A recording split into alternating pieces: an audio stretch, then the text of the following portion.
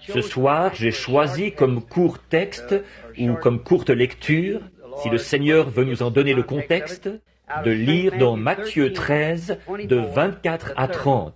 Et je veux aussi lire de 36 à 40 dans quelques instants. Donc Matthieu chapitre 13, à partir du verset 24 du chapitre 13 de Matthieu. Écoutez attentivement la lecture de la parole. Mes paroles failliront, mais les siennes ne failliront pas. Il leur proposa une autre parabole, et il dit, « Le royaume des cieux est semblable à un homme qui a semé une bonne semence dans son champ. Mais pendant qu'il dormait, son ennemi vint, sema de l'ivraie parmi le blé, et s'en alla. Lorsque l'herbe eut poussé et donné du fruit, l'ivraie parut aussi. Les serviteurs du maître de la maison vinrent lui dire, « Seigneur, n'as-tu pas semé une bonne semence dans ton champ? D'où vient donc qu'il y a de l'ivraie? »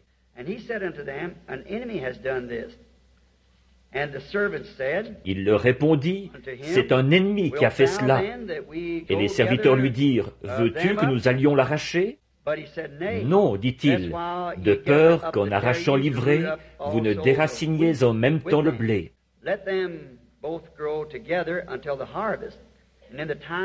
Laissez-les croître ensemble, l'un et l'autre, jusqu'à la moisson.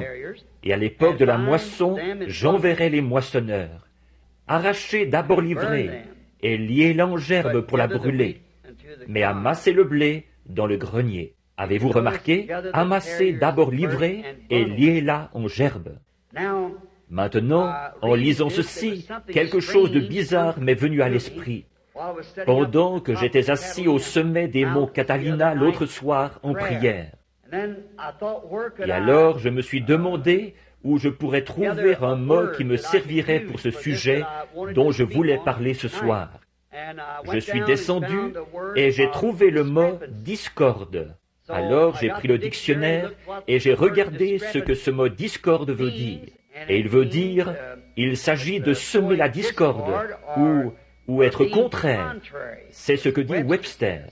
Semer de la discorde, quelque chose de différent, ou être contraire à ce qui existait auparavant. Alors j'ai pensé le texte de ce soir que je l'intitulerai « La semence de discorde ». Et j'ai confiance que le Seigneur bénira sa parole maintenant, alors que nous l'abordons. Et nous savons aussi qu'il a donné l'interprétation au verset 36 et jusqu'au verset 43, montrant comment cette semence est venue à maturité. Pendant que nous y sommes, lisons-le aussi, du verset 36 maintenant jusqu'au verset 43. Quand il eut renvoyé la foule, il entra dans la maison. Ses disciples s'approchèrent de lui et dirent, « Explique-nous la parabole de l'ivraie du champ. » Il répondit, « Celui qui sème la bonne semence, c'est le Fils de l'homme. Le champ, c'est le monde. La bonne semence, ce sont les fils du royaume. L'ivraie, ce sont les fils du malin. L'ennemi qui l'a semé, c'est le diable. La moisson, c'est la fin du monde. Les moissonneurs, ce sont les anges. Or, comme on arrache l'ivraie et qu'on la jette au feu, il en sera de même à la fin du monde. Le Fils de l'homme enverra ses anges qui arracheront de son royaume tous les scandales et ceux qui commettent l'iniquité. Et ils les jetteront dans un feu, la fournaise ardente, où il y aura des gémissements, où il y aura des pleurs et des grincements de dents. Alors les justes resplendiront comme le soleil dans le royaume de leur Père. Que celui qui a une oreille entende. C'est Jésus qui donne lui-même l'interprétation de la parabole. C'est pourquoi nous en connaissons l'interprétation. Et maintenant, comme nous abordons ceci, cette semence qui est semée est récoltée. Voilà qu'il en donne l'interprétation. Et aussi, je crois que Jésus prononçait cette parabole en son jour, mais comme devant s'accomplir à la fin du monde ou à la fin de l'âge, c'est-à-dire en ce jour-ci. Et je crois que ce petit texte de ce soir convient très bien à l'heure où nous vivons. En effet, Jésus a bien précisé ici que le rassemblement se ferait à la fin du monde, que c'est alors que la fin viendrait, que le blé serait rassemblé, et que l'ivraie aussi serait rassemblée et brûlée, et que le blé serait emporté dans le royaume. Et je crois que c'était ça. Un autre passage de l'Écriture qui me porte à croire que c'est ça, je l'ai noté ici, c'est Matthieu 24, 24, où il est dit, là, en parlant du siège, de la semence de discorde, Jésus a dit que les deux seraient tellement proches que cela séduirait même les élus si c'était possible. Presque exactement pareil. Il y a un autre endroit dans l'Écriture où c'est écrit que la pluie tombe sur les justes et sur les injustes. Je me souviens de mon expérience quand, pour la première fois, je me suis retrouvé parmi les pentecôtistes. J'étais à Mishawaka, dans l'Indiana. J'assistais à une grande convention dans une salle semblable à celle-ci, où ceux du Nord et ceux du Sud s'étaient assemblés. En effet, à cette époque-là, à cause de la ségrégation, ils avaient dû se réunir là-bas. C'étaient deux grandes associations de frères pentecôtistes. Je n'avais jamais entendu parler d'eux et je ne les avais jamais rencontrés auparavant. C'est là que, pour la première fois, j'ai entendu parler en langue. Et au bout de la rangée, à la convention, comme je n'étais pas un de leurs membres, j'étais simplement un jeune prédicateur baptiste. Je me suis assis tout au fond. Et je me souviens, la première fois que j'ai entendu quelqu'un parler en langue, je ne savais même pas de quoi il s'agissait. Et alors, il y avait ces deux hommes, notamment, qui étaient assis en avant. L'un d'eux parlait en langue et l'autre interprétait ce que l'homme avait dit. Eh bien, je me suis mis à étudier ma Bible sans relâche à ce moment-là. Et j'ai vu que c'était biblique. C'est exactement, selon l'Écriture, ce que le Saint-Esprit ferait. Eh bien, peut-être le lendemain, cette nuit-là, j'avais le cœur tout remué. J'ai dormi dans un champ de maïs. Je n'avais pas assez d'argent pour me payer un lit. Alors, j'avais juste assez d'argent pour rentrer à la maison. Je me suis acheté des beignets faits depuis quelques jours, ou plutôt des petits pains, et pour mon petit déjeuner. J'aurais pu manger avec eux, j'étais le bienvenu, mais je ne pouvais pas participer aux frais. À cette époque-là, c'était la dépression, 1933. Alors, c'était une période assez difficile. Et alors, je me suis dit, eh bien, je ne veux pas manger avec eux, mais je veux savoir ce qu'ils ont. Ils ont quelque chose que je n'ai pas. Donc, ce matin-là, ils m'ont demandé que tous les prédicateurs viennent sur l'estrade. Vous n'avez qu'à vous nommer, dire qui vous êtes, d'où vous venez. Eh bien, j'ai simplement dit William Branham, évangéliste, Jeffersonville. Je me suis assis. Eh bien, à ce moment-là, j'étais le prédicateur le plus jeune qu'il y avait sur l'estrade. Et le lendemain, ils m'ont fait venir sur l'estrade pour prêcher. Ensuite, après que j'ai eu prêché, eh bien, nous avons passé des moments bénis. Et ensuite, j'ai fait la connaissance de plusieurs personnes qui m'ont invité à venir à leur église. Ensuite, eh bien, je me suis dit, si seulement je pouvais trouver ces deux hommes principaux qui parlaient en langue et interprétaient. C'est ce qui brûlait dans mon cœur. Je le désirais tellement. Eh bien, comme je vous le disais au début, un petit don par lequel on enclenche un mouvement. Vous savez, les dons et les appels sont sans repentir. Vous les avez toute votre vie. Vous voyez, vous naissez avec, si ce sont des dons de Dieu. Alors, j'ai toujours, depuis ma plus tendre enfance, j'ai toujours eu ça. Les gens qui me connaissent depuis toujours savent que c'est vrai. Eh bien, si je me disais, à l'époque, je ne savais pas ce que c'était. Ça s'appelait une vision. Je ne savais vraiment pas ce que c'était. Mais je me disais, si je pouvais seulement arriver à leur parler. Eh bien, et l'esprit qu'il y avait dans la salle me faisait vraiment l'effet d'être l'esprit de Dieu. Alors, j'ai réussi à parler à l'un d'eux. Je lui ai posé quelques questions. Et c'était un chrétien tout à fait authentique. Il n'y avait aucun doute là-dessus. Cet homme-là était un vrai croyant. Et l'autre homme, quand je lui ai parlé, si j'ai jamais rencontré un hypocrite, celui-là en était bien un. En fait, cet homme-là, son épouse était blonde, et il avait eu deux enfants d'une femme aux cheveux noirs. Je me suis dit, bon, qu'est-ce qu'on fait maintenant? Me voilà tout déboussolé. Moi qui suis fondamentaliste, il faut que ce soit la parole, sinon ce n'est pas juste. Et voilà que l'esprit, l'un d'eux, d'après ce que j'en sais, donnait une vibration absolument authentique. Et l'autre n'était pas bon du tout. Et l'esprit descendait sur les deux. Mais comment est-ce possible? Je ne savais pas quoi penser. 2 ans plus tard, je priais dans la caverne où j'avais l'habitude d'aller pour prier. Comme c'était poussiéreux dans la caverne, un après-midi je suis sorti. J'ai posé ma Bible sur un tronc d'arbre. Et un coup de vent l'a ouverte à Hébreux chapitre 6. Là, il est dit que dans les derniers jours, ce qui arriverait si nous abandonnions la vérité et que nous nous renouvelions encore pour venir à la repentance, qu'il ne resterait plus de sacrifice pour le péché, que les épines et les chardons qui sont prêts d'être rejetés ont fini par y mettre le feu. Mais la pluie tombe souvent sur la terre pour l'arroser, pour la préparer. Mais les épines et les chardons seraient rejetés, mais le blé serait amassé. Je me suis dit, eh bien, c'est juste le vent qui l'a fait s'ouvrir là. Bon, j'ai simplement reposé la Bible et je me suis dit, eh bien, maintenant je vais juste, et voilà le coup de vent qui l'ouvre. C'est arrivé 3 fois. Je me suis dit, eh bien, c'est bizarre ça. Et en me relevant, j'ai pensé, Seigneur, pourquoi ouvrirais-tu cette Bible pour que je lise ça? Alors que j'arrive à ce passage-là, les épines et les chardons qui sont prêts d'être rejetés ont fini par y mettre le feu. Je pensais, pourquoi l'ouvrirais-tu pour que je lise ça là? Et comme je regardais au loin, or ces vraies visions viennent sans aucun effort de ma part. C'est Dieu, un point c'est tout, voyez. J'ai regardé et j'ai vu une terre qui tournait devant moi. Et j'ai vu qu'elle était toute labourée.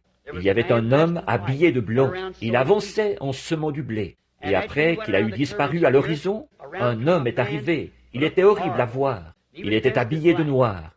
Et il lançait des semences de mauvaises herbes partout. Les deux ont levé ensemble. Et à ce moment-là, toutes les deux avaient soif, parce qu'elles avaient besoin de pluie. Et on aurait dit que chacune priait, la petite tête inclinée. « Seigneur, envoie la pluie, envoie la pluie !» Alors les gros nuages sont arrivés, et la pluie est tombée sur les deux. À ce moment-là, le petit blé s'est relevé tout d'un coup, et s'est mis à dire « Loué soit l'Éternel, loué soit l'Éternel !» La petite mauvaise herbe qui était juste à côté, elle aussi s'est relevée tout d'un coup, et elle disait « Loué soit l'Éternel, loué soit l'Éternel !» Et alors la vision a été interprétée. La pluie tombe sur les justes et sur les injustes. Le même esprit peut descendre dans une réunion et que tout le monde s'en réjouisse. Les hypocrites, les chrétiens et tout le monde ensemble. Tout à fait exact. Mais qu'en est-il? On les reconnaît à leurs fruits. Voyez? C'est le seul moyen par lequel on pourra jamais les reconnaître. Alors, vous voyez là que puisque l'avoine sauvage, où le blé sauvage et le grain sauvage imitent parfois un grain authentique du pays, tellement proche que ça séduirait même les élus. Je crois que nous vivons dans un âge où il convient tout particulièrement de prêcher sur ces choses et d'en parler. Remarquez au verset 41, là encore les deux sont très proches, tellement proches dans les derniers jours, qu'il ne pouvait pas compter sur telle ou telle église pour faire le tri. Disons les méthodistes ou les baptistes ou les pentecôtistes pour faire le tri. Il a dit, il envoie ses anges pour faire le tri. Un ange vient faire le tri, faire la séparation entre le juste et le faux. Et personne d'autre que l'ange de l'Éternel ne peut le faire. C'est lui qui va dire lequel est le juste et lequel est le faux. Dieu a dit qu'il enverrait ses anges au dernier temps. Non pas des anges tout au long ici, mais des anges au dernier temps, et qu'ils rassembleraient. Nous savons que nous sommes maintenant à l'approche du temps de la moisson. Or, un ange, en fait, selon l'interprétation du mot, c'est un messager. Et nous voyons qu'il y a 7 anges des 7 églises. Et maintenant, non, tout au long des âges de l'Église. Remarquez qui il a dit qu'étaient les semeurs et aussi ce qu'était la semence. L'un d'eux, le semeur, c'était lui, le Fils de Dieu, qui est sorti semer la semence. Et un ennemi est venu après lui, qui était le diable. Et il a semé la semence de discorde, après que la bonne semence a eu été semée. Maintenant, mes amis, cette chose-là s'est produite dans tous les âges depuis que le monde est monde. Exactement, tout au long, depuis le commencement, c'est toujours la même chose qui s'est produite. Or, il a dit, la semence de Dieu, la parole de Dieu. Jésus a dit quelque part que la parole est une semence. et chaque semence produira selon son espèce. Et maintenant, si le chrétien, les enfants de Dieu, les enfants du royaume, sont devenus la semence de Dieu, alors il faut qu'ils soient la parole de Dieu. La parole de Dieu manifestée dans l'âge où ils vivent, pour être la semence promise de cet âge-là. Dieu a donné sa parole au commencement, et chaque âge a eu sa semence, son temps, ses promesses. Or, quand Noé est venu, il était la semence de Dieu, la parole de Dieu pour cet âge-là. Quand Moïse est venu, il ne pouvait pas venir avec le message de Noé. Ça n'aurait pas marché, parce que c'était lui, la semence de Dieu, à ce moment-là. Ensuite, quand Christ est venu, il ne pouvait pas venir avec l'âge de Noé ou celui de Moïse. C'était son époque, celle où une vierge devait concevoir et mettre au monde un fils qui allait être le Messie. Or, nous avons vécu l'âge de Luther, l'âge de Wesley, l'âge méthodiste. Tous les âges se sont succédés, et l'âge pentecôtiste. Et chaque âge reçoit une promesse de la parole. Et les gens de cet âge-là, qui manifestent cette parole promise, sont la semence de cet âge. Selon ce que Jésus a dit ici même, ce sont les enfants du royaume. C'est exact. La manifestation du Saint-Esprit qui agit à travers ses enfants, ce sont les semences du royaume pour cet âge-là. Remarquez l'ivrée. C'est lui, l'ennemi, Satan, qui a semé la discorde ou la semence de discorde. C'est lui qui s'est rendu coupable d'avoir fait cette chose horrible. Satan a semé sa semence dès le commencement, au moment où Dieu a placé sa première moisson d'êtres humains sur la terre. Adam, bien sûr, il savait déjà qu'il y avait une connaissance de la vérité, et du bien et du mal, mais il n'en était pas encore venu là. Mais nous voyons que Dieu a donné à ses enfants sa parole, pour qu'elle soit leur défense. Nous n'avons aucune autre défense que la parole de Dieu. C'est elle notre défense. Il n'y a aucune bombe, aucun abri, aucune retraite, ni Arizona, ni Californie, ni où que ce soit. Nous n'avons qu'une seule défense, et c'est la parole. Et la parole a été faite chair, et elle a habité parmi nous. C'est Jésus-Christ. Il est notre seule défense. En étant en lui, nous sommes en sécurité. Le péché n'est même pas imputé à un véritable croyant.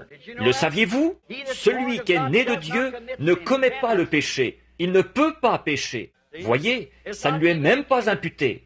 Tenez, David a dit, « Heureux l'homme à qui Dieu n'impute pas son péché. » Quand vous êtes en Christ, vous n'avez aucun désir de péché. L'adorateur, étant une fois purifié, n'a plus aucune conscience de son péché. Vous n'en avez pas le désir. Or, aux yeux du monde, vous êtes peut-être un pécheur, mais aux yeux de Dieu, vous n'en êtes pas un, parce que vous êtes en Christ. Comment pouvez-vous être dans un pécheur alors que vous êtes dans celui qui est sans péché? Et que Dieu ne voit que celui en qui vous êtes. Maintenant, ce temps de la moisson. Au commencement, quand Dieu a semé sa semence sur la terre et qu'il l'a placée dans le cœur de ses enfants, de sa famille, garder cette parole, c'était leur seule défense. Garder cette parole. Et l'ennemi est entré. Il a enfoncé cette barrière en semant la semence de discorde. Quelque chose de contraire à la parole de Dieu. Si c'était de la discorde au commencement, ça l'est toujours. Tout ce qui ajoutera quoi que ce soit à la parole de Dieu, c'est toujours la semence de discorde. Peu m'importe quelle en est la source, que cela vienne d'une organisation, que ce soit de sources militaires, que cela vienne de puissance politique, tout ce qui est contraire à la parole de Dieu, c'est la semence de discorde. Quand un homme est là à dire qu'il est prédicateur de l'Évangile, et qu'il déclare que les jours des miracles sont passés, ça, c'est la semence de discorde. Quand un homme est là à dire qu'il est ministre, pasteur d'une église quelque part, et qu'il ne croit pas que Jésus-Christ est le même dans les moindres détails, à l'exception du corps physique, le même hier, aujourd'hui et pour toujours, ça, c'est la semence de discorde. Quand il déclare que les miracles et l'âge apostolique, c'est du passé, ça, c'est une semence de discorde. Quand ils disent « la guérison divine, ça n'existe pas », ça, c'est une semence de discorde.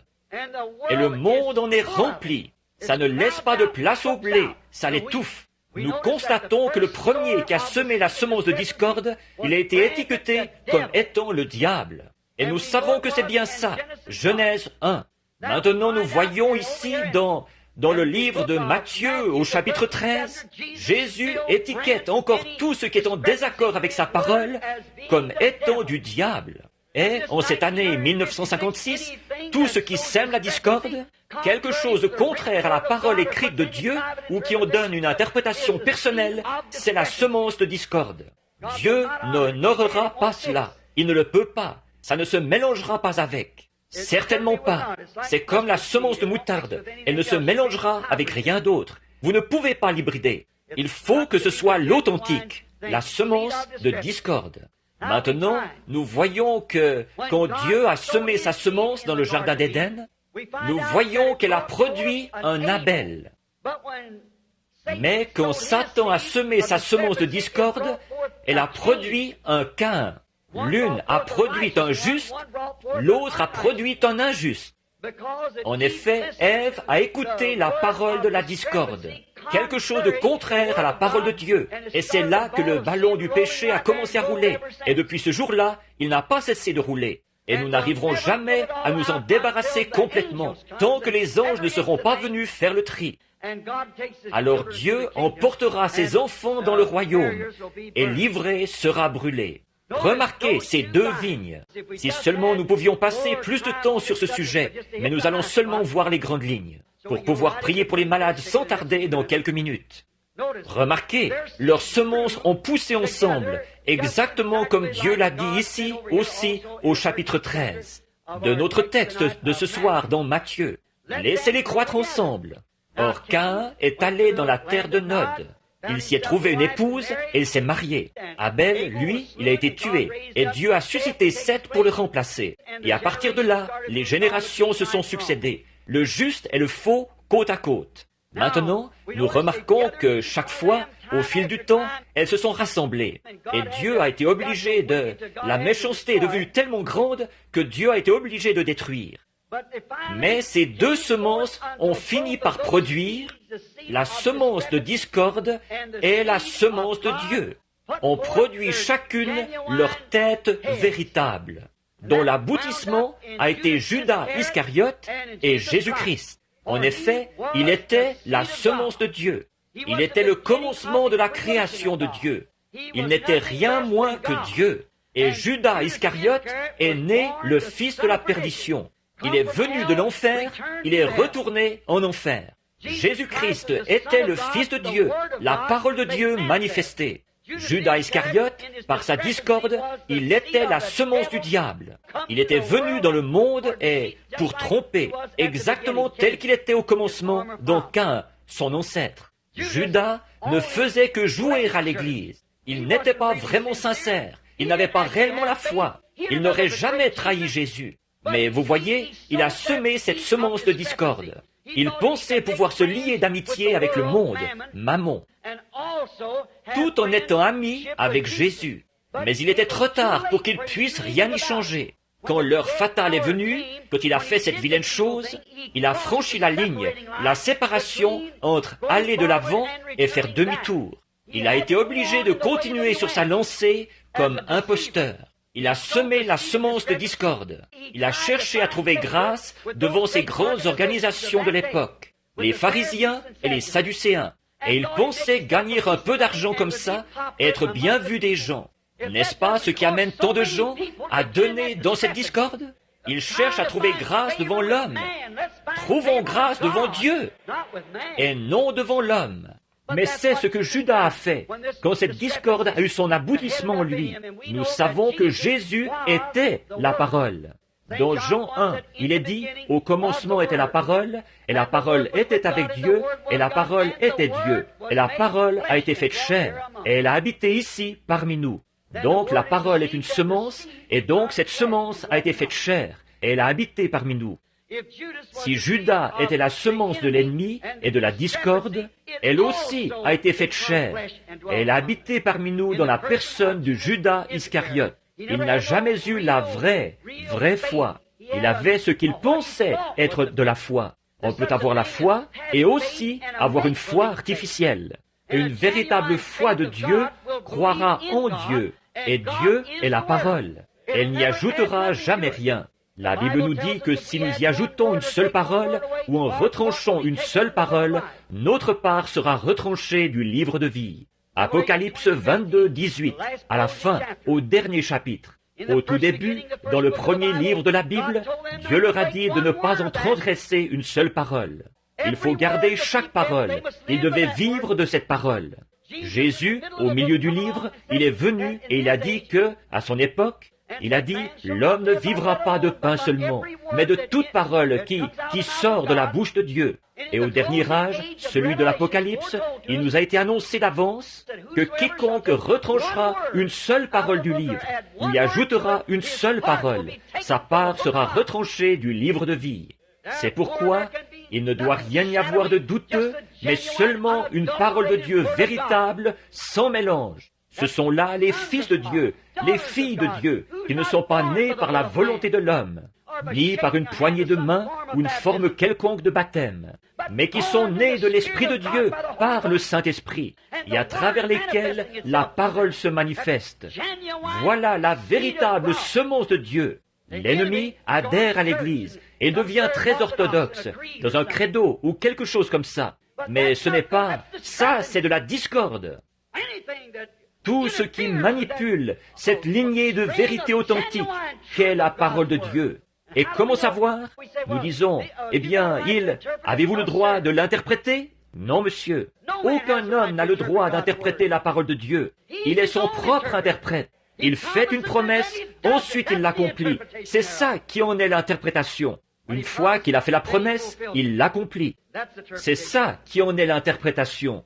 Tout ce qui est contraire à la parole de Dieu, c'est de la discorde. Absolument. Maintenant, comme je le disais, Judas n'avait pas une vraie foi. Il avait une foi artificielle. Il avait une foi qui faisait qu'il pensait que c'était le Fils de Dieu, mais il ne le savait pas que c'était le Fils de Dieu. Il n'aurait pas fait ça.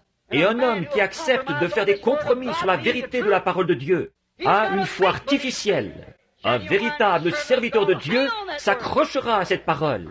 L'autre soir, un certain ministre de l'Arizona, d'une école très réputée de la ville ici, est venu me voir et il m'a dit, je voudrais vous corriger sur quelque chose. J'ai dit, au moment qui vous conviendra.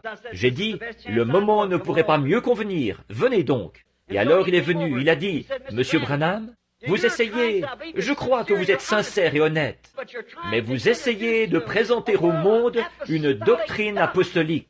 Et il a dit, l'âge apostolique a pris fin avec les apôtres. J'ai dit, la première question que j'aimerais vous poser, mon frère, croyez-vous que chaque parole de Dieu est inspirée? Il a dit, oui, monsieur, certainement que je le crois. J'ai dit, dans ce cas, pourriez-vous, s'il vous plaît, me montrer dans la parole où l'âge apostolique a pris fin? Maintenant, montrez-moi où, et je croirai avec vous. Et j'ai dit, l'écrivain de l'ère apostolique, celui qui avait les clés du royaume. Le jour de la Pentecôte, quand l'âge apostolique a été inauguré, les gens disaient, « Hommes, frères, que pouvons-nous faire pour être sauvés ?» Il a dit, « Repentez-vous chacun de vous, et soyez baptisés au nom de Jésus-Christ pour la rémission de vos péchés, et vous recevrez le don du Saint-Esprit. Car la promesse est pour vous, pour vos enfants, et pour ceux qui sont au loin, en aussi grand nombre que le Seigneur notre Dieu les appellera. » Maintenant, comment la parole pourrait-elle se contredire? L'homme a dit, « Je suis très enrhumé ce soir. » J'ai dit, « Je suis bien de votre avis, voyez. Maintenant, dites-moi, est-ce que Dieu appelle encore? Si Dieu appelle encore, alors nous vivons encore à l'âge apostolique. Certainement, en aussi grand nombre que le Seigneur notre Dieu appellera jamais, les appellera jamais. En aussi grand nombre qu'il les appellera. Alors ce sera toujours l'âge apostolique, car Jésus-Christ est le même hier, aujourd'hui et pour toujours. Donc nous voyons aujourd'hui que cette discorde a été semée dans tous les âges. Si je pouvais vous montrer cela dans les 10 ou 15 prochaines minutes, je le ferais, mais c'est impossible. Tout au long des âges, la plupart d'entre nous, nous lisons la Bible. Par exemple, quand Jésus est venu, il a vu qu'il y avait cette discorde, quelque chose de contraire. Il était la parole manifestée. Il était l'interprétation de Dieu de la parole. En effet, il a dit, « Vous sondez les Écritures, parce que vous pensez avoir en elles la vie éternelle, et ce sont elles qui rendent témoignage de moi. » Voilà, Il était l'interprétation de la parole. Et tous les fils et les filles de Dieu, nés de nouveau de cet âge, sont l'interprétation de la parole. Vous êtes des lettres écrites, lues de tous les hommes. Oui, remarquez, il a dit, c'est en vain qu'il m'honore, en enseignant la discorde comme doctrine. C'est en vain qu'il m'honore, en enseignant comme doctrine la discorde. Des doctrines d'hommes, des credos d'hommes, en enseignant que ces choses sont la parole de Dieu, alors qu'elles n'ont rien à voir avec la parole de Dieu. Regardez, chaque âge a produit ce genre de récolte. Tous les âges l'ont fait, et le nôtre ne fait pas exception. Nous trouvons la même chose, et encore plus dans cet âge que dans tous les autres âges réunis, car nous en sommes à la fin de l'histoire de ce monde. La discorde qu'il y a sur la face de la terre aujourd'hui est plus grande que jamais auparavant sur cette terre. Dans les autres âges, la discorde les a éloignés du Dieu vrai et vivant pour les entraîner vers les idoles. Aujourd'hui, Jésus a dit dans Matthieu 24, 24 que ce serait tellement proche que ça séduirait même les élus si c'était possible. Vous parlez de discorde. Oh, c'est tellement subtil. Satan est au milieu des gens et il est tellement doué, ce théologien, ce docteur en théologie, qu'il peut enseigner la parole de façon presque parfaite. Jésus l'a dit. Mais observez-le bien, quelque part il y aura quelque chose. Il dira, eh bien, ça, là, ce n'était pas pour ici. Ah, mais oui, absolument.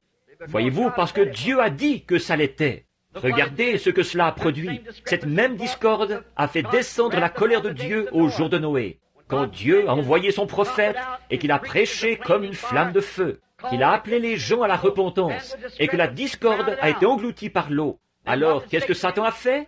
Il est revenu tout de suite dans Cam et il s'est remis à semer. C'est tout à fait exact. Ensuite, Moïse est venu, le grand prophète, pour faire sortir les enfants d'Israël du désert. Qu'est-ce qui s'est passé? Moïse, le grand prophète de Dieu, il leur a apporté la vérité absolue, la vérité confirmée. Il avait rencontré Dieu. Dieu a prouvé qu'il l'avait rencontré. Et les gens là-bas, ces sacrificateurs, ils avaient leur religion, leur rituel, leur rite et tout. Mais Moïse s'est tenu là comme confirmation de l'interprétation de la parole. Ne l'oubliez pas. Moïse était l'interprétation de Dieu de sa promesse. Il avait dit qu'il le ferait. Il était l'interprétation de Dieu. Qu'est-ce qui s'est passé? L'Église venait à peine de sortir de l'Égypte. Elle était en marche depuis quelques jours. Et qu'est-ce qui s'est passé? Satan est venu avec sa discorde, dans la personne du second Caïn, c'est-à-dire Balaam. Et il a semé la discorde parmi eux. Nous savons que c'est vrai. Balaam, là, cet enseignement de Balaam, comme quoi nous sommes tous pareils. Nous servons le même Dieu que vous. Fondamentalement, il avait raison. En effet, il a offert un sacrifice que Dieu offrait. 7 béliers, 7 taureaux sur 7 autels. Et il a prié le même Dieu de façon aussi parfaite que Moïse là-bas dans le désert. C'était tout à fait pareil. Mais il n'était pas pareil. Tout cela préfigurait ce qui allait arriver. Encore là, il y avait qu'un manifesté dans la personne de Balaam. Et il y avait Dieu manifesté dans la personne de Moïse, qui interprétait ses paroles à travers un être humain, qui se faisait connaître lui-même, sa promesse, à travers un être humain. Et la discorde s'est élevée. Et il y a eu la même chose du temps de Judas. Il est venu avec sa discorde. Et souvenez-vous, ce péché, ce que ces gens-là ont cru, que nous sommes tous pareils. Nous adorons le même Dieu. Nous devrions tous faire partie de la même Église. Nous devrions être un même peuple. Ce péché-là n'a jamais été pardonné à Israël. Jésus lui-même a dit, « Ils sont tous morts. Ils ont tous péri, sauf 3, ceux qui ont tenu bon et qui ont cru la promesse. Quand les poules mouillées ont dit, « Nous ne pouvons pas nous emparer de ce pays-là. Nous avons affaire à trop forte partie. » Et tout. Caleb et Josué ont fait taire le peuple et ils ont dit, « Nous sommes plus que capables de nous en emparer. Parce que Dieu nous l'a promis. Quelle que soit l'opposition, ça m'est égal. Et nous pouvons encore prêcher la guérison divine et le baptême du Saint-Esprit. Encore avoir la puissance de Dieu pour nous détacher des choses du monde. » Dieu l'a dit. L'âge apostolique n'a jamais pris fin et ne prendra pas fin. Il continue. Donc nous trouvons ce même vieux semeur de discorde. Et souvenez-vous, ce péché n'a jamais été pardonné. Maintenant, frères, s'il n'a jamais été pardonné à cette époque-là, qu'en est-il de maintenant? Alors que la véritable semence de tous les âges est en train de se rassembler. Remarquez, cette grande chose que Balaam a faite, elle a continué et continué pour finalement aboutir à la venue de Judas Iscariote et de Jésus. Qu'est-ce que c'était? Judas et Jésus étaient une image très exacte de Caïn et Abel. En effet, comme Judas était religieux, Caïn aussi était religieux. Caïn a construit un autel, il a offert un sacrifice, il a adoré Dieu, il l'a fait avec autant de sincérité que l'autre. Mais voyez-vous, il n'avait pas la révélation de ce qu'était la parole. Il pensait que c'était Adam et Ève qui avaient mangé des pommes ou des fruits. Et Caïn, Abel, par révélation, il savait que c'était faux. C'était à cause du sang qu'ils étaient sortis. Alors il a offert un agneau, et Dieu a témoigné de ce que son offrande était juste. C'est là qu'il est devenu jaloux et qu'il a essayé de tuer son frère. Et comme il a tué son frère sur le même autel que celui sur lequel son sacrifice était mort, l'agneau était mort sur l'autel. C'est la même chose pour Judas Iscariote, qui a trahi Jésus-Christ sur l'autel de Dieu. Et il l'a tué, tout comme Caïn avait tué Abel. En effet, Caïn était la semence de discorde. Même chose pour Balaam, le prophète mercenaire, un homme qui aurait dû avoir plus de bon sens. Dieu l'a mis en garde par des signes et des prodiges, même qu'une mule lui a parlé en langues inconnues. Et malgré tout ça, il a continué quand même. Il était né pour être un semeur de discorde. Et si Jésus a prédit que cet âge-ci se terminerait de la plus grande discorde qu'il y ait jamais eu, l'âge de l'église de Laodicée, tiède, qu'il a expulsé de l'église, comment peut-il en être autrement que cela, la discorde? Certainement que c'est ça. Elle se termine dans cet âge-là. Et c'était Caïn et Abel à nouveau au calvaire. Maintenant, remarquez, comme toujours, dès que Jésus est parti, qu'il est allé au ciel, le Saint-Esprit a été renvoyé. C'était là la semence qui donnait la vie à la parole, comme nous le disions hier soir. C'est lui qui vivifie la parole. Vivifier veut dire faire vivre. Le véritable Saint-Esprit ne fait vivre que la parole, ce qu'elle est. Il ne fera pas vivre un credo. Il ne peut pas, parce qu'il n'y a rien du credo en lui. Il est la vie de la parole de Dieu, car il est Dieu. Voyez, et il vivifie ce corps-là. Maintenant, remarquez ce qu'ils ont fait. Alors, la Bible dit, et Jean a parlé à ses enfants, il a dit, « Petits enfants, vous avez appris que l'Antichrist devait venir dans le monde. » Il a dit, « Et il est déjà dans le monde. » Et il agit dans les fils de la désobéissance. Or ça, c'était peut-être une trentaine d'années après la venue du Saint-Esprit. Nous voyons que, quand le Saint-Esprit est venu, la vraie semence, celui qui donnait vraiment la vie à la semence, voilà que la discorde s'est introduite de nouveau. Et remarquez, ça a continué comme ça. La vraie parole avait été confirmée. L'un après l'autre, les prophètes d'autrefois avaient confirmé que la parole de Dieu était la vérité. Si quelqu'un ici a déjà lu le Concile de Nicée ou le Concile pré-nicéen, c'est 15 jours de politique avide de sang, où ce groupe de Romains là-bas a voulu faire une dénomination de cette Église. Des prophètes vêtus de peau de mouton, qui mangeaient des herbes sauvages, sont venus, et ils ont pris position pour la parole. Mais avec quel résultat? Il fallait que ça se passe comme pour Caïn, il fallait que ça se passe comme pour Abel. L'un des deux devait mourir. Effectivement, et la parole a perdu son influence sur les gens. Aussi, par un vote unanime, ils ont exclu la parole véritable. Ils ont accepté les dogmes de discorde de l'Église catholique primitive. Ils ont ajouté un pape, ils ont ajouté un évêque, ils ont ajouté ceci, cela et autre chose. Ils ont retranché le vrai sens de Pierre et de Marie et de tout le reste. Ils se sont fait des idoles. Et ils ont carrément transformé la soi-disant religion chrétienne en une cérémonie païenne. Qu'est-ce que c'était? La semence de discorde. Et ils ont organisé pour la première fois sur terre, une église. Qu'est-ce que c'était? Cette semence de discorde qui avait commencé à semer, quelque chose qui ajoutait, qui retranchait.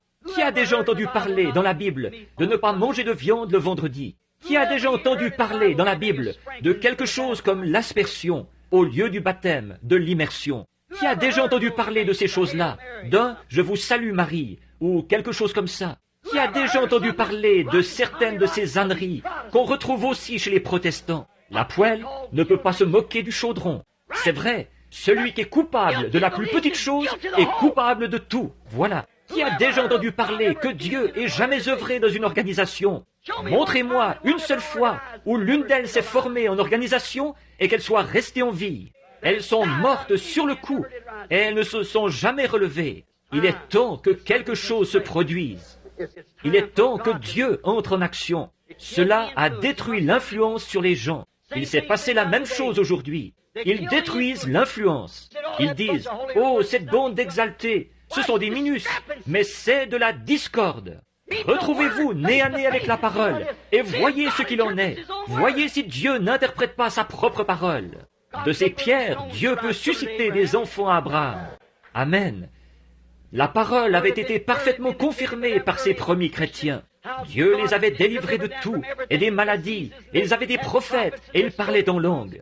Ils interprétaient, ils prononçaient des messages qui s'avéraient parfaitement justes chaque fois. Mais malgré toute cette parole confirmée, les gens ont voté son expulsion. Ils ont voté pour une dénomination. C'est la mère de toutes les organisations. Les deux sont maintenant parvenus à pleine maturité. Elles ont recommencé à produire leurs semences. Elle s'était éteinte, mais elle a refleuri au jour de Luther.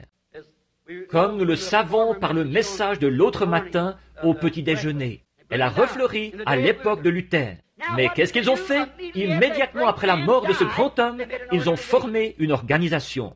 Elle a refleuri de nouveau encore au jour de John Wesley. À cette époque, les anglicans, avec toute leur doctrine sur la sécurité éternelle, et tout, ils avaient tellement tout entortillé qu'ils en étaient presque arrivés à l'universalisme. Et qu'est-ce qui s'est passé?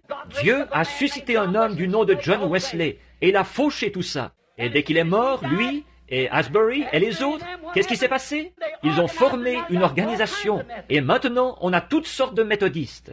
Ensuite est venu tel ou tel autre, Alexander Campbell, John Smith, et qui encore? Finalement, les pentecôtistes ont fait surface, ils sont sortis de tout ça. Et alors, qu'est-ce qui s'est passé? Ils couraient bien. Qu'est-ce qui vous a arrêté? Vous êtes retourné tout droit dans la boue même dont vous étiez sortis. Retourné dans les mêmes eaux sales. Vous êtes retourné à la discorde et à former des organisations. Il vous fallait faire des compromis sur la parole. Et chaque fois que Dieu envoyait quelque chose de nouveau, vous ne pouviez pas l'accepter. C'est vrai, la discorde de nouveau. Et remarquez, comme je le disais l'autre jour, la première petite enveloppe qui sort de la racine. Ensuite, il y a les feuilles, et puis l'épi, et puis encore la tige, elle sort. Cette petite enveloppe du blé est presque identique au grain lui-même. Et nous pensions que ça l'était, mais quand on l'ouvre, il n'y a pas de grain dedans du tout. Elle n'est qu'un support pour permettre au grain de pousser. Elle meurt aussi, et la vie en sort complètement pour aller dans le grain.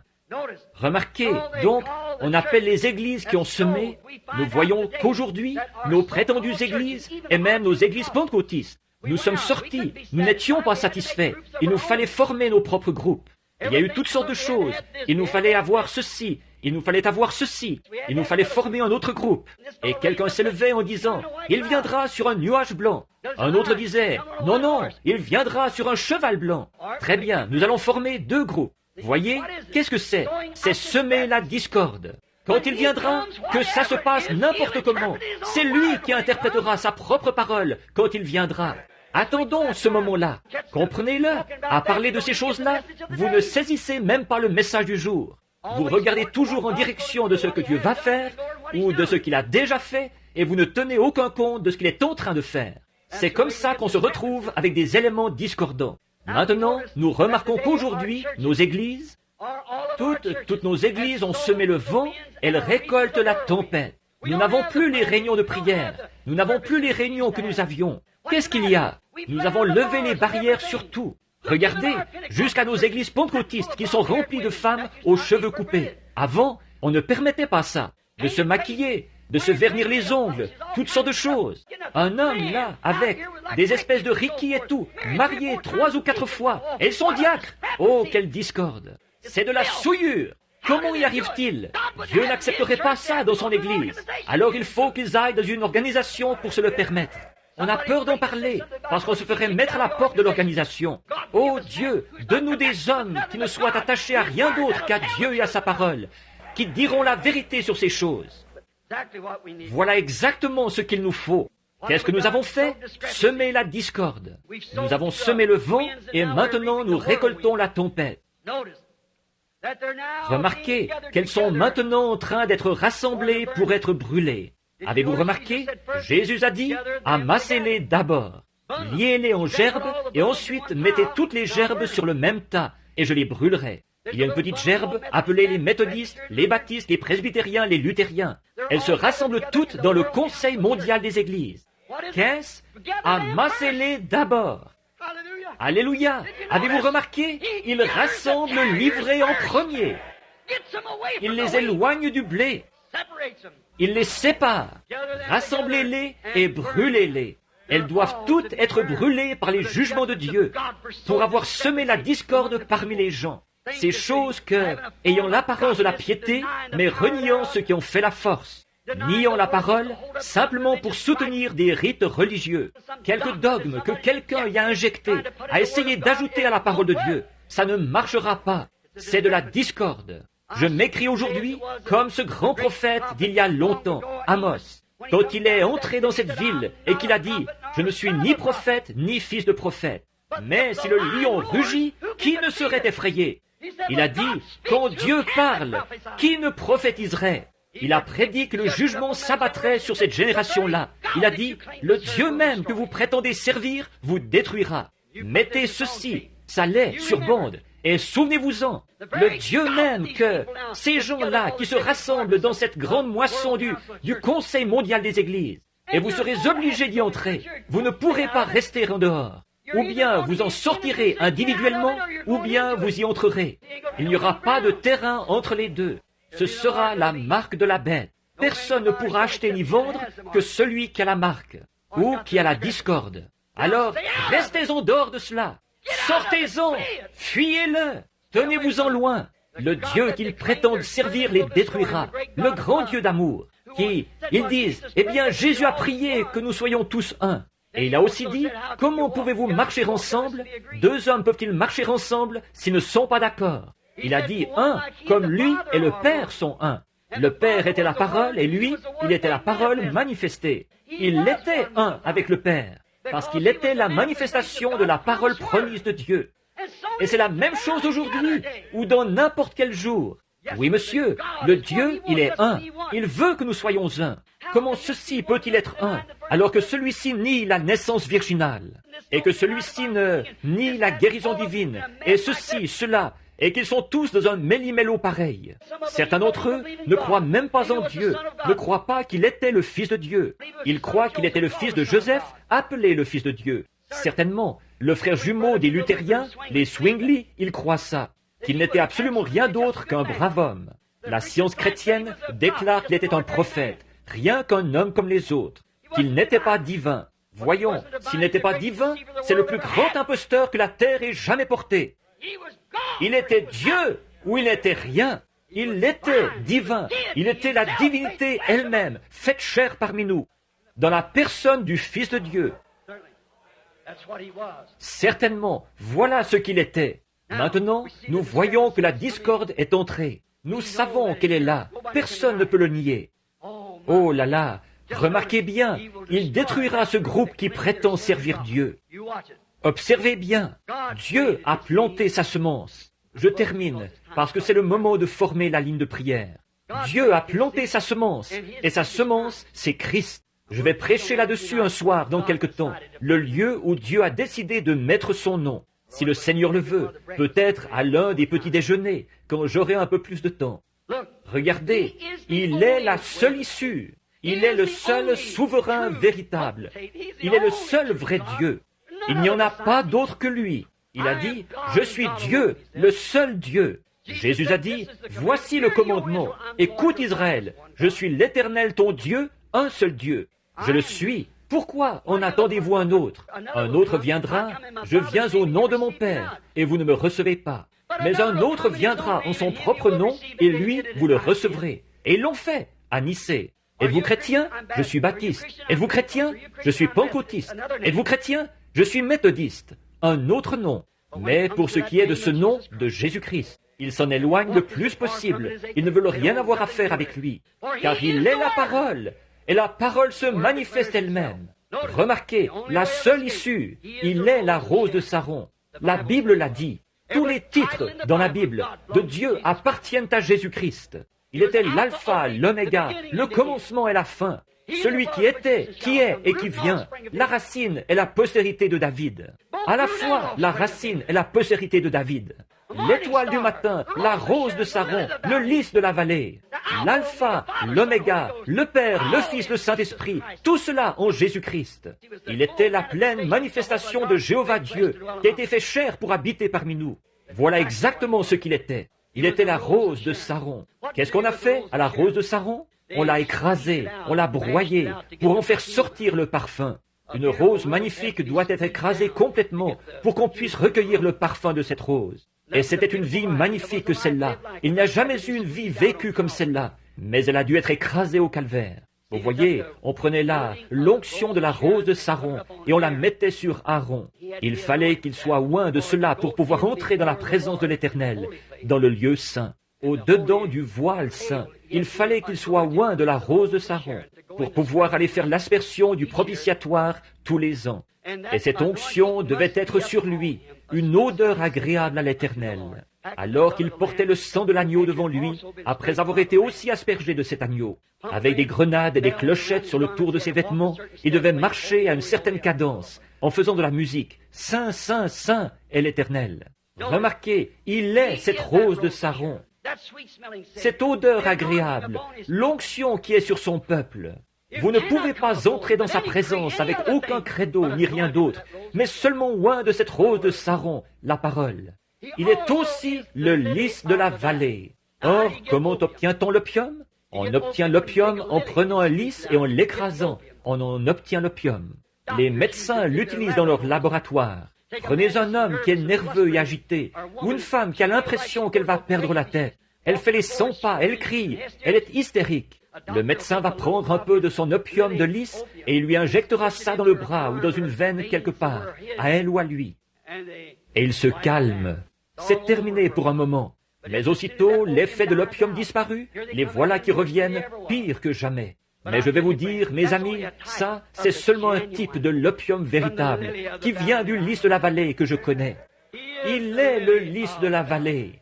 Il a été écrasé au calvaire.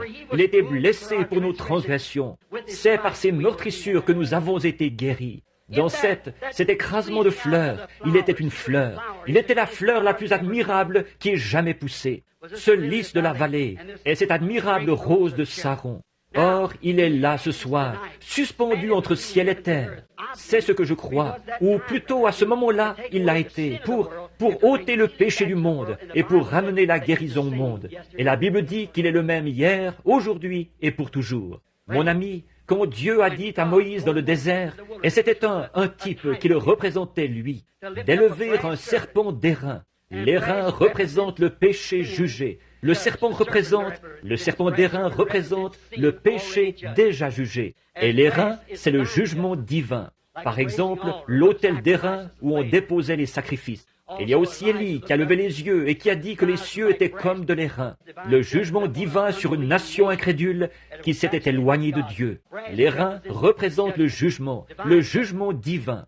Et le serpent représentait le péché déjà jugé. Et Jésus était ce serpent qui a été fait péché pour nous et qui a pris le jugement de Dieu sur lui. Il a été blessé pour nos transgressions, brisé pour notre iniquité. Le châtiment qui nous donne la paix est tombé sur lui, et c'est par ses meurtrissures que nous sommes guéris. Oh, ce soir, Dieu a une pharmacie remplie d'opium pour vous. Amis chrétiens, vous êtes malades et vous souffrez. Oh, vous êtes épuisés, c'est vraiment trop difficile pour vous. Vous ne pourrez plus tenir le coup encore longtemps. C'est à vous rendre fou, ce jour moderne où nous vivons. Avez-vous écouté Lifeline ce soir, ce qu'ils ont dit, que la Russie déclare qu'en 55, ils auraient le monde entier sous leur emprise totale? Avant que cela puisse se produire, l'enlèvement doit avoir lieu. Alors, c'est pour quand, mon ami? C'est ici, tout près maintenant. Ne voulez-vous pas le chercher ce soir de tout votre cœur? Il est le lys de la vallée, et il est le même hier, aujourd'hui et pour toujours. Il est ici ce soir pour s'élever au milieu de son peuple, tout comme Moïse a élevé l'indication du péché jugé, et pas seulement du péché, mais de la maladie. Souvenez-vous, Jésus a dit, comme Moïse éleva le serpent d'airain, il faut de même que le Fils de l'homme soit élevé. Dans quel but Moïse l'a-t-il élevé? Pour le péché, l'incrédulité et pour la maladie. Jésus aussi a été élevé pour le péché, la maladie et l'incrédulité. Lui, c'était la même chose. Maintenant, ce soir, au jour où nous trouvons cette grande discorde, Jésus-Christ a promis dans Luc qu'au jour avant la venue du Seigneur, ce serait comme au jour de Sodome. Qu'alors le Fils de l'homme se révélerait, comme le Fils de l'homme s'est révélé à Abraham là-bas, Elohim. Dieu fait chair parmi les gens. Il est resté là-bas avec Abraham et lui a montré, lui a dit ce que Sarah pensait, assise derrière lui dans la tente, alors qu'il ne l'avait jamais vue. Il lui a dit ce qu'elle... Et il l'a appelé par son nom, Sarah. Abraham, non pas son nom Abraham qu'il avait au départ, mais Abraham. Non pas Sarai, S-A-R-A-I, mais S-A-R-A. Où est Sarah, ta femme? Il a dit, elle est dans la tente derrière toi. Il a dit, je te visiterai à la période de la vie. Et elle a ri. Il a dit, pourquoi a-t-elle ri? Or, Jésus a dit que, juste avant que cette grande discorde soit rassemblée et brûlée, le Fils de l'homme se révélerait de la même manière qu'il l'avait fait à l'époque. Et ça, qu'est-ce que c'est? C'est d'élever de nouveau devant vous que Jésus-Christ est le même hier, aujourd'hui et pour toujours. Le croyez-vous? Alors, courbons la tête pour prier. Dieu bien-aimé, nous t'aimons. Ta parole est une nourriture tellement substantielle pour nous, Seigneur. Nous l'aimons tant. Nous vivons par elle, Seigneur. Il semble que nous n'avons jamais assez.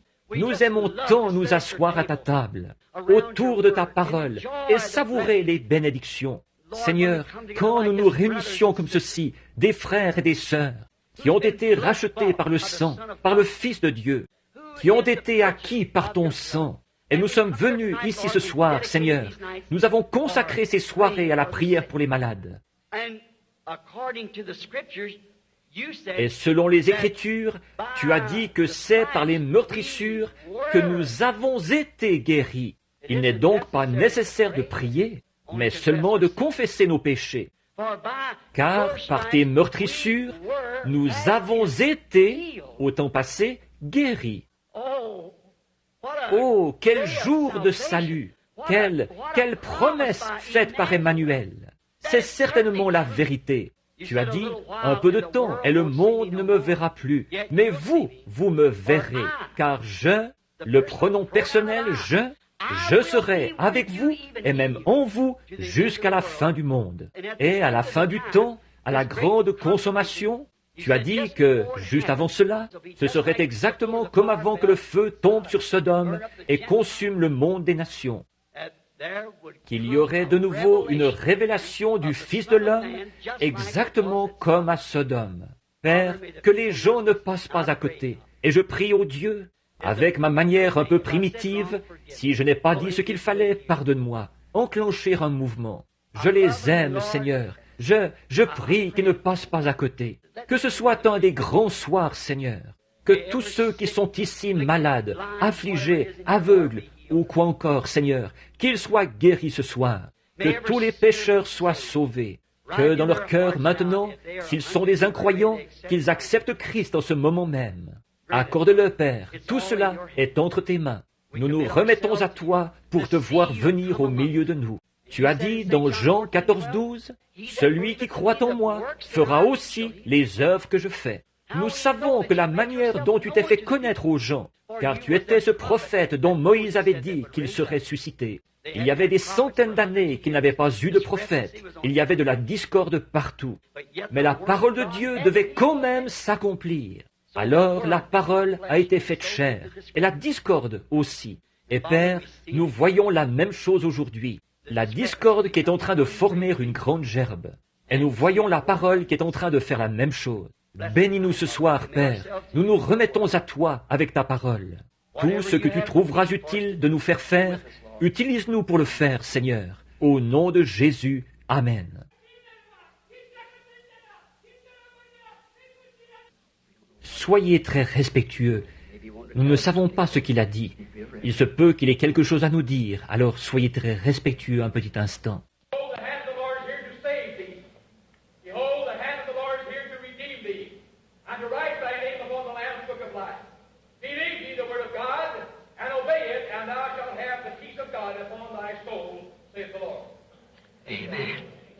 Amen. Avez-vous déjà lu l'Écriture où il est raconté que l'ennemi allait venir? Et ils étaient tous rassemblés et l'ennemi était en très grand nombre. Et l'Esprit de Dieu est descendu sur un homme et lui a dit, celui-ci a prophétisé, il a dit où aller pour tendre une embuscade. Et ils ont détruit leur ennemi. Et le voilà qui vient de nouveau. Voilà l'endroit où détruire votre ennemi. Voyez-vous, prenez la main de Dieu. La main de Dieu, c'est Christ, bien sûr, la parole. Alors, prenez-la dans votre cœur ce soir, pendant que nous formons la ligne de prière. Je crois que Billy a encore distribué des cartes de prière aujourd'hui. B, les B. Prenons B, 85. Hier soir, nous en avons pris 15 hier soir.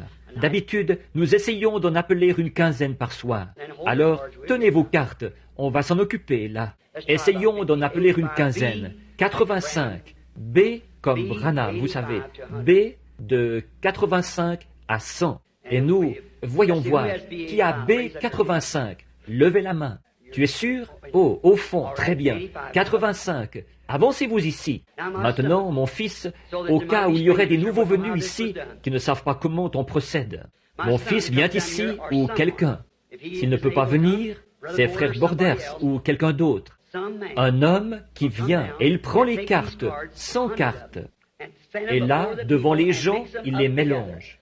Donc, quand il vous donne une carte, il ne peut pas vous dire si vous allez venir ici sur l'estrade. Il ne le sait pas. Et moi non plus, je ne le sais pas. J'arrive le soir et j'en appelle simplement une dizaine ou une quinzaine, quelque chose comme ça, de ces cartes. Ce qui n'a absolument rien à voir avec votre guérison. Vous pouvez très bien rester assis là. Regardez hier soir. Combien étaient ici hier soir? Levez la main. De voir les gens qui ont été guéris partout, tout au long de la réunion. Donc, on a appelé 85, 86, 87, 88, 89, 90. Que ceux-là s'avancent tout de suite. B, 85, 86, 87, 88, 89, 90.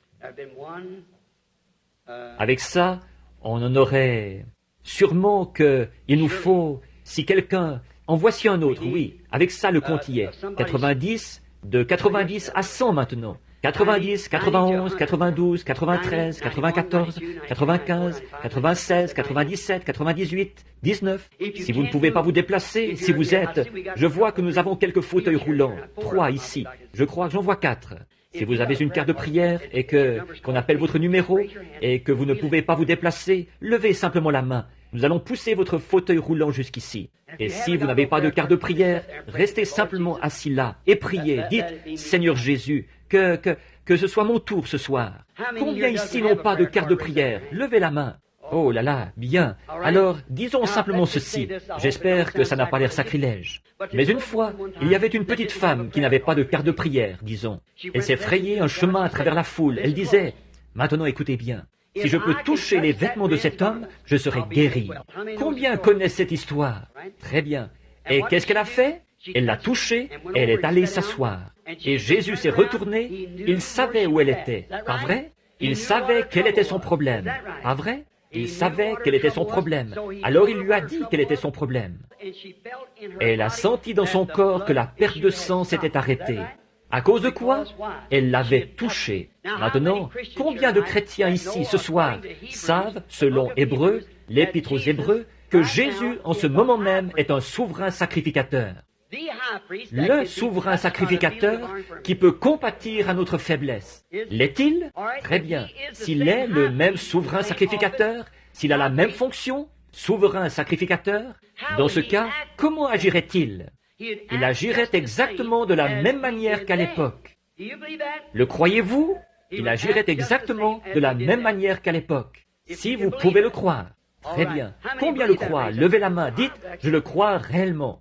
Très bien. Avant qu'il forme la ligne de prière, faisons une ligne de prière dans l'auditoire. Je sais qu'il est ici. Je sens sa présence. Et je sais qu'il est ici. Venez. La ligne de prière est prête. Je me proposais d'en appeler dans l'auditoire. Vous n'avez qu'à prier. Regardez par ici et priez. Croyez simplement.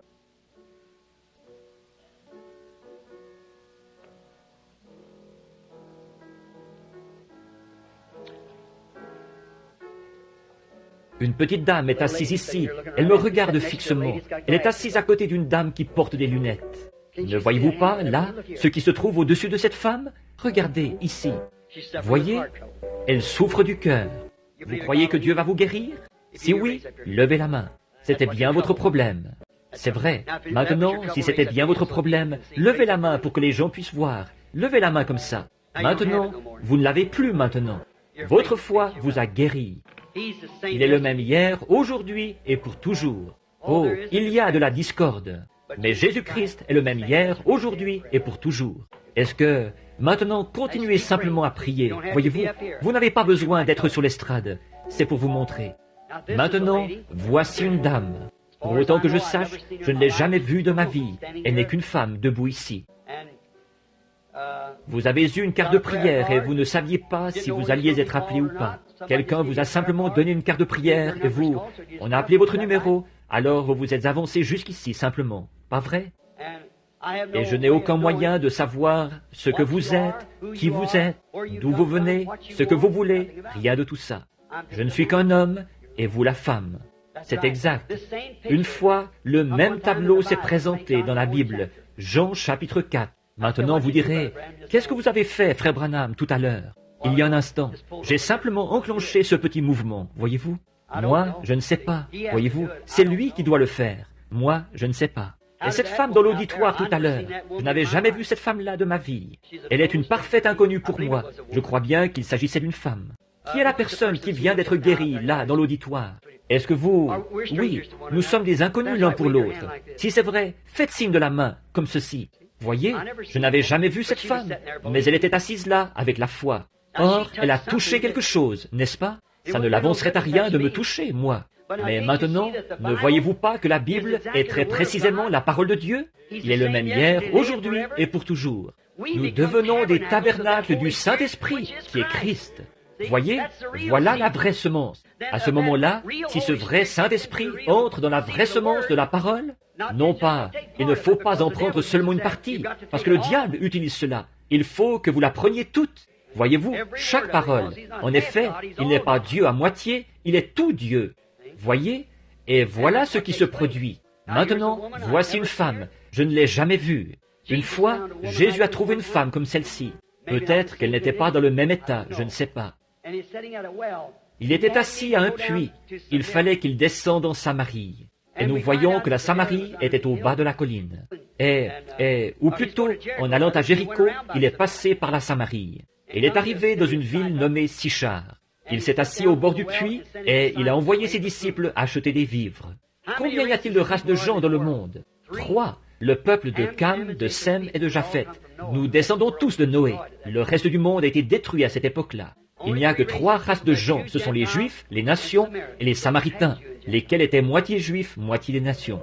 Ce sont là les seules races qu'il y a dans le monde. Voyez-vous, il n'y en a que 3. En Dieu, tout est parfait en 3. C'est comme ces 3 dont je parlais ce soir. Les 3 étapes de la discorde. Les 3 étapes de la parole faite chair et tout. Voyez, et donc il a parlé aux Juifs. Il a dit à Philippe, quand il lui a amené Nathanaël, il lui a dit où il était. Il a dit, je l'ai vu quand il était sous l'arbre. Il a dit à André, lui avait amené Pierre. Il lui a dit, ton nom est Simon, et dorénavant tu seras appelé Pierre. Il a dit, tu es le fils de Jonas. Voyez, or ceux-là, c'étaient tous des Juifs. Mais ici, il va vers une femme des nations. Pas une femme des nations, mais une Samaritaine. L'époque des nations, c'est maintenant. Il n'a jamais opéré cela, pas une seule fois, pour ceux des nations. Sondez les Écritures, jamais. Mais il a promis dans Luc 22 qu'il le ferait juste avant la venue. Mais donc, il était assis là, et une femme, moitié juive, moitié des nations, est arrivée. Et il lui a dit, « Femme, donne-moi à boire. » Elle a dit, « Mais tu ne devrais pas me demander ça, vraiment. Il y a de la ségrégation ici. Tu es juif, et moi, je suis samaritaine. » Il a dit, « Mais si tu savais à qui tu parles, c'est toi qui me demanderais à boire. » Qu'est-ce qu'il était en train de faire? Il était en train de contacter son esprit. Et dès qu'il a vu quel était son problème, eh bien, il lui a dit d'aller chercher son mari. Elle a dit qu'elle n'en avait pas. Il a dit, c'est vrai, tu en as eu 5.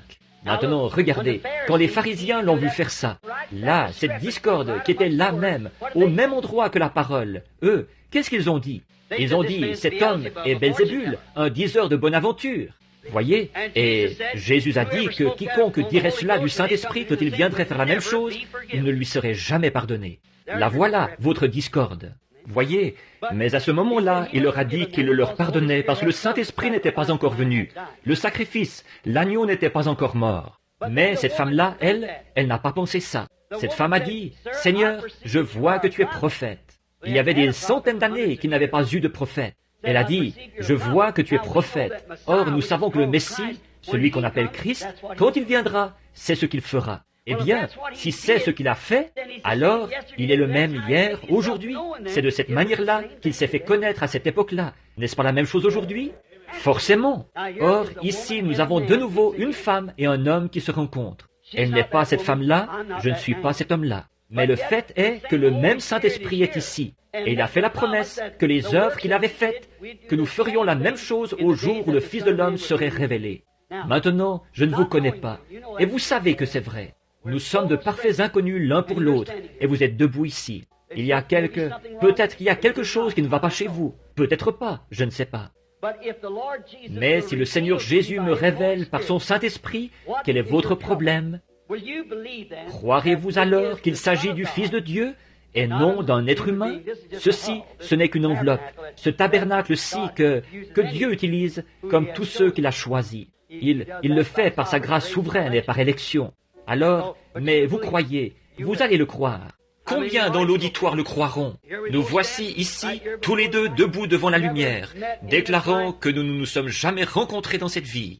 Je n'ai pas la moindre idée de qui est cette femme, de ce qu'elle est, d'où elle vient, ni de ce qu'elle veut obtenir. Je ne l'ai jamais vue de ma vie, et je n'avais jamais vu la femme là-bas de ma vie non plus. Mais voyez-vous, voici ce que je veux vous amener à faire, à vous débarrasser de cette discorde maintenant, et à croire la parole, alors que la parole est faite chair ici même au milieu de nous. La parole prend vie dans notre propre chair, ce qui témoigne de la présence de Dieu. Maintenant, puisse-t-il le lui accorder? Ce qu'elle veut obtenir, c'est pour un motif valable.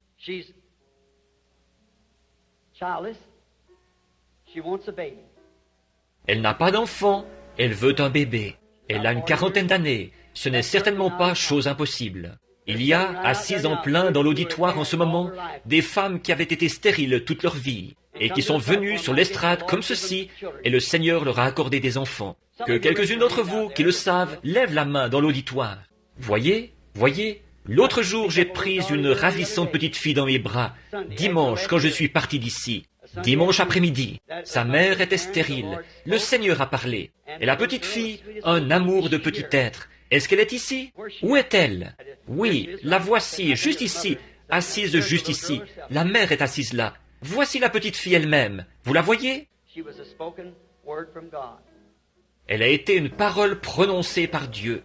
Maintenant, croirez-vous en lui de tout votre cœur? Croyez-vous que cette bénédiction que vous avez, que vous ressentez en vous maintenant, c'est Dieu qui a répondu? Si Dieu me disait quel est votre nom, pour que vous puissiez donner un nom bébé, croiriez-vous? Alors, Madame Thompson, vous pouvez rentrer chez vous et avoir votre bébé, si vous le croyez de tout votre cœur. Croyez-vous de tout votre cœur? Ayez seulement la foi, ne doutez pas, croyez Dieu, simplement. Dieu est Dieu. Bonsoir, monsieur. Je pense que nous sommes aussi des inconnus l'un pour l'autre. La première fois de ma vie que je vous ai vu, à ma connaissance, c'est quand vous vous êtes avancé ici, et j'ai pensé que vous étiez l'oncle de frère Shakarian, ou Mashagian, frère Mashagian, le chanteur, quand vous êtes passé. Après, j'ai vu que vous alliez dans la ligne de prière. Maintenant, comme je suis un inconnu auprès de vous, ou pour vous, et moi, un inconnu, et vice-versa, maintenant, si le Seigneur Jésus veut bien me dire quelque chose, que vous, peut-être ce que vous voulez obtenir, disons-le comme ça, qu'il me dise ce que vous voulez obtenir. Or, il vous l'a déjà accordé. Tout ce qu'il vous faut, c'est seulement assez de foi pour le croire. Maintenant, combien comprennent ça? Seulement assez de foi pour croire que vous obtenez ce que vous demandez. Voyez, maintenant, donc, si vous êtes ici et que vous voulez obtenir quelque chose, et qu'ils me disent quel est votre désir, alors vous savez que moi, je ne sais pas quel est votre désir. Donc, il faut que ce soit quelque chose ici qui fasse cela. Maintenant, selon la parole, c'est ce qu'il a promis de faire. Il connaissait les pensées de leur cœur. Pas vrai? Très bien. Vous avez un grand désir d'être guéri. Une chose, vous souffrez d'une maladie nerveuse. Vous êtes très tendu. C'est exact. Autre chose, vous avez mal au dos. Votre dos est en très mauvais état, et depuis longtemps, vous avez même été opéré pour ça. C'est ainsi dit le Seigneur, c'est vrai. Voyez, c'est exact. Et voici autre chose. Le désir profond que vous avez, c'est que vous voulez recevoir le baptême de l'Esprit. C'est tout à fait exact. Venez. Dieu bien-aimé, au nom de Jésus-Christ, que cet homme soit rempli du Saint-Esprit avant de quitter les lieux. Au nom de Jésus, Amen. Maintenant, recevez-le, mon frère. Ayez seulement la foi, ne doutez pas. Bonsoir. Je pense, pour autant que je sache, que nous sommes des inconnus l'un pour l'autre. Si c'est exact, eh bien, pour que les gens le sachent, levez simplement la main pour qu'ils voient que nous sommes inconnus l'un à l'autre. Je ne l'ai jamais vue de ma vie, à ma connaissance. Et je pense qu'elle ne m'a jamais vu, si ce n'est assise dans l'auditoire. En effet, le Père Céleste sait, et sa parole est ici devant moi, que je n'ai jamais vu cette femme de ma vie à ma connaissance. Donc, je ne pourrais pas savoir pourquoi vous êtes là, avoir la moindre idée de qui vous êtes, quoi que ce soit, rien à votre sujet. Je ne pourrais pas vous dire la moindre chose. La seule chose, c'est seulement un don. Si je peux, comme vous m'avez entendu l'expliquer tout à l'heure, seulement m'écarter du chemin, écouter ce qu'il dit, ce que je vois, je peux le dire. Ce qu'il ne dit pas, je ne peux pas le dire. Je le dirai de moi-même, et ce serait faux. Voyez, ce serait faux. Mais si c'est lui qui le dit, c'est tout à fait vrai. Ça ne pourra jamais, ça n'a jamais été faux, ce ne sera jamais faux tant que ce sera Dieu. Voyez, parce que Dieu ne peut pas avoir tort. Mais si Dieu peut me dire ce que vous voulez obtenir, ce que vous désirez, ou la raison pour laquelle vous êtes ici, quelque chose que vous avez fait, ou quelque chose comme ça, ou qui vous êtes, d'où vous venez, ou ce qu'il voudra bien me dire, est-ce que vous croiriez? Merci. Une chose, vous avez des problèmes avec vos pieds. Vous avez mal aux pieds. C'est exact.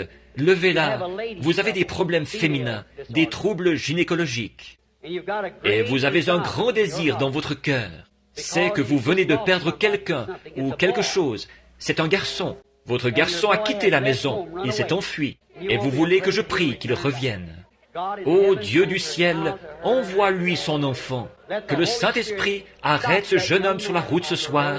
Renvoie-le vers sa mère. Au nom de Jésus. Amen. Celui qui sait vous le renverra. Ne vous inquiétez pas. Maintenant, croyez, ne doutez pas. Ayez seulement la foi de tout votre cœur. Croyez, et Dieu fera le reste pour vous. Maintenant, seulement ces 3 ou 4 discernements, ou ce qu'il y a eu, voyez. J'en arrive au point où je ne vois plus rien devant moi. Je ne peux pas l'expliquer. Il n'y a pas moyen de l'expliquer. Vous dites, vous voulez dire que seulement ça, vous vous en ressentez plus que d'avoir prêché pendant ces 45 minutes ou plus, vous pensez? Oui, monsieur. Même si c'était 3 heures, je ne m'en ressentirais pas autant. Une femme a touché le vêtement de notre Seigneur Jésus, et ces jours-là ne me touchent pas. Eh bien, cette femme ici, regardez, elle pourrait... Posez vos mains sur moi, voyez. Elle pourrait me toucher partout, ça ne ferait rien du tout. Je ne suis qu'un homme.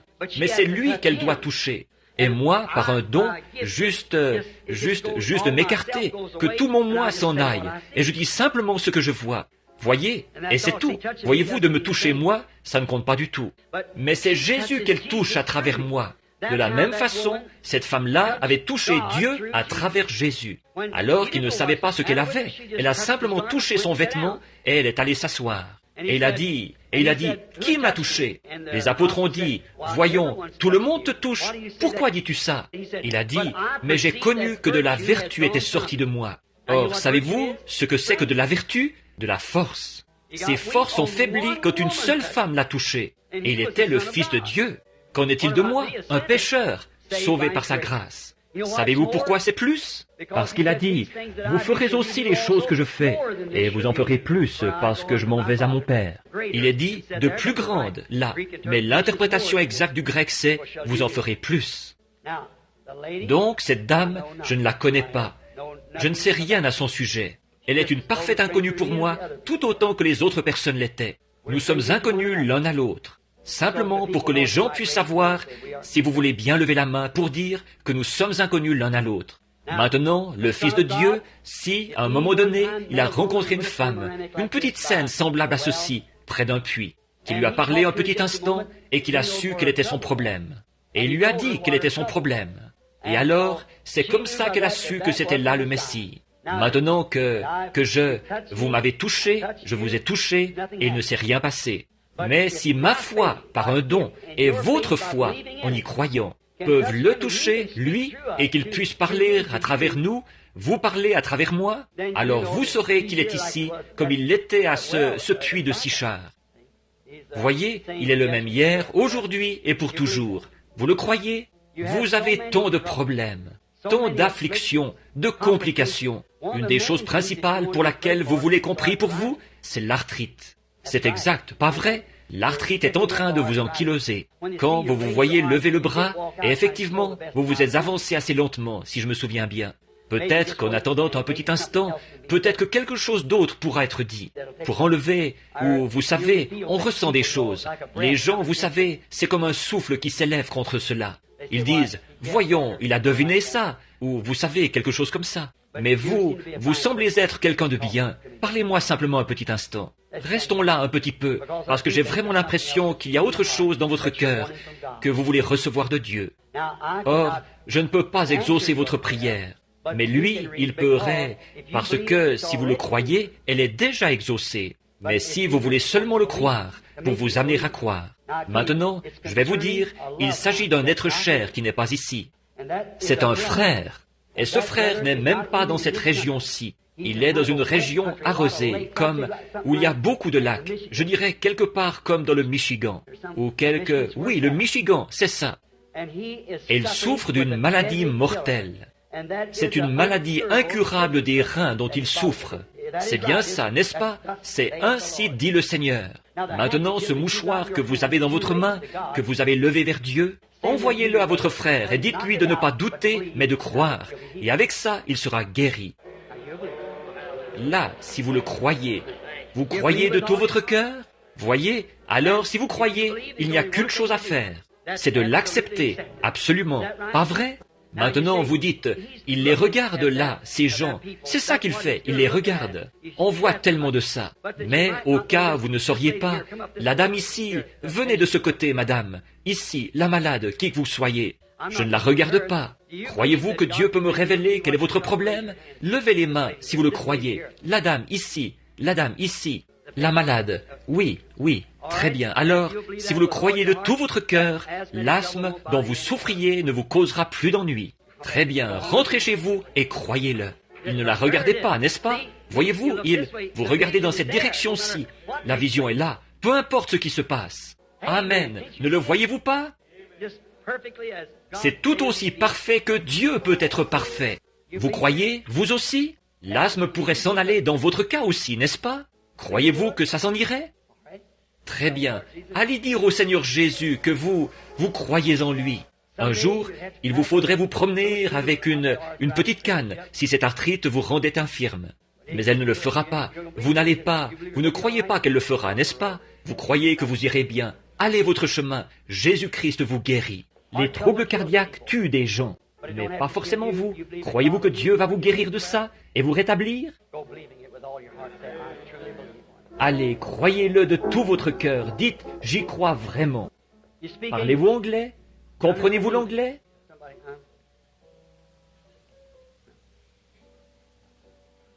Que quelqu'un vienne. Oui, très bien. Est-ce que vous voulez lui répéter ce que je vais lui dire? Dites-lui que si elle croit, ses problèmes d'estomac vont s'en aller. Elle va le croire. Et vos maux de dos, à vous, vont s'en aller aussi. Alors maintenant, vous pouvez aller votre chemin et être guéri.